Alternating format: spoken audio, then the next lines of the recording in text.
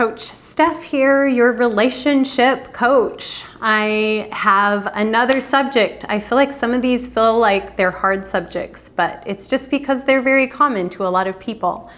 So today is anxiety and stress. Every single person on the planet experiences this. So the good news is you're normal. You're absolutely normal.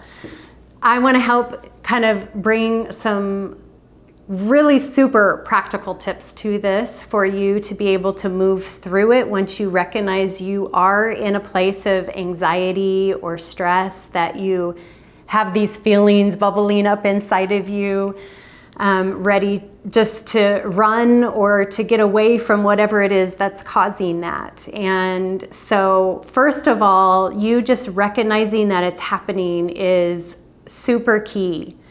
Learning how to express your feelings and your thoughts, give name to them, and to be able to process them helps anxiety and stress to start lessening.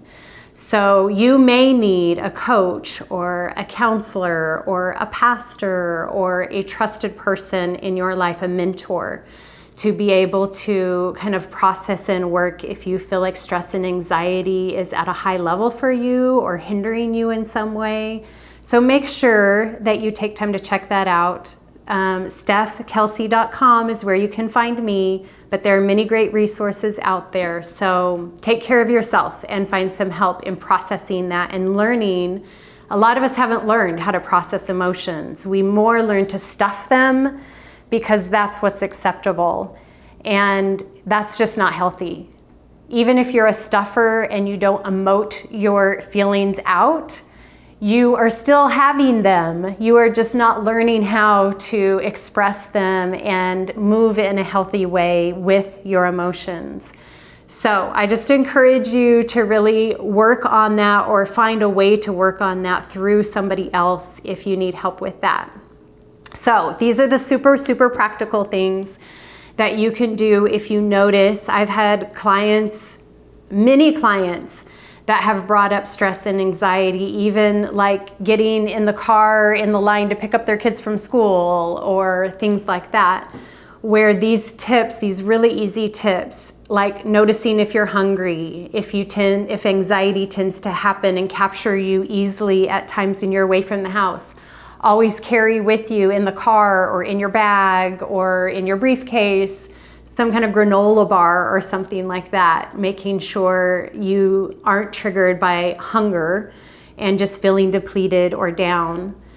So, okay, I'm just kind of talking about all those things. Let's go to number one is deep breaths. One of the easiest ways to calm stress and anxiety that's building up in your body is taking deep breaths. So if you breathe in for 3 seconds and breathe out slowly for 4 seconds, you breathe out a little bit longer than you breathe in. What you're doing is you're triggering your body to say you're safe and it's okay. When stress and anxiety take over us, what happens is this reasoning, thinking part of our brain that's up front here, we flip back to our fight, flight, freeze mode, and we're not really thinking through things well. When we take those deep breaths, we're telling our body, because our body's responding, telling us, beware, something's happening, I don't know if I'm safe. You're telling your body, you are safe. So just that breathing, your body responds to that now you know, okay, my body is calming down because I'm telling it it's okay and you're safe. So breathing, really, really simple, really, really easy. You can do that absolutely anywhere. Okay, another tool, number 2, is to purpose your brain to think. So again, if you're calming your brain, you're making it think. So you want to take it from this primal place in the back, you want to bring it up here to a reasoning place. So if you're sitting in a room, in a car, at an airport, anywhere, you can just mentally make your brain work by, let me think of 5 things I see in front of me right now. I see a door, I see a camera, I see a friend. You name those 5 things, then you name 5 things I don't see.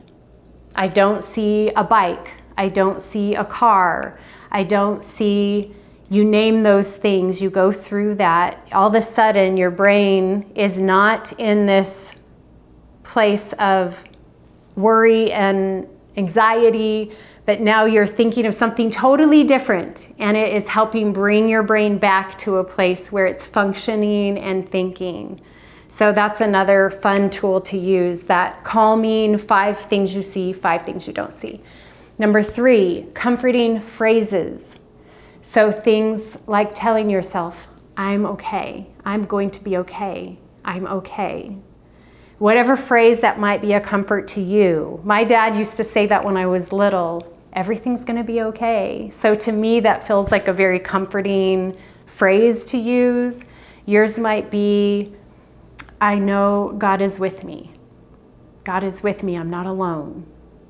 Yours could be, everything will work out. I will get through this. So whatever that is for you, you can pick whatever phrase that you want, but just having a go-to phrase that's a calming thing to you is really helpful in this space. And then, okay, the last thing, this might seem a little strange, but it works. Try it. You'll have to comment below and tell me what you think of this one, because it's I've just learned about it. It's been around forever, but I just learned about tapping. Tapping, so sensation on your face, under your eyes, or on your forehead. Just real gentle tapping on your chin. Now, this is one of those that you might not want to do in a room full of business people. Even then, you could probably just sneak away with something like this. But you're bringing, again, your brain forward and awareness that I'm here and that I'm okay. Helps you to move on and to feel relaxed. So these are the basic ones I'm going to leave you with. The truth is, okay, these are called grounding techniques. When you flip into that stress anxiety mode, you are kind of not fully present where you are. And so these things ground you, they bring you back to present. They help you to be calm and to be ready for whatever is in front of you. And so grounding techniques, you can look that up. You can Google grounding techniques. You will find tons of them. If you don't love the ones that I have brought to you today, you can find ones that you really enjoy, like counting backwards from 100 by 3s. It has to be something taxing to your brain, not something you can do without thinking. So I hope these things will help you. I hope this just gives you a little bit of something I can do to help in these situations. And again, I am here for you if you need anything. Share with me your comments. Let me know what you think of this. Let me know other grounding techniques maybe that you know of and that you try that you really love. And of course, don't forget to subscribe and like. I love being here with you.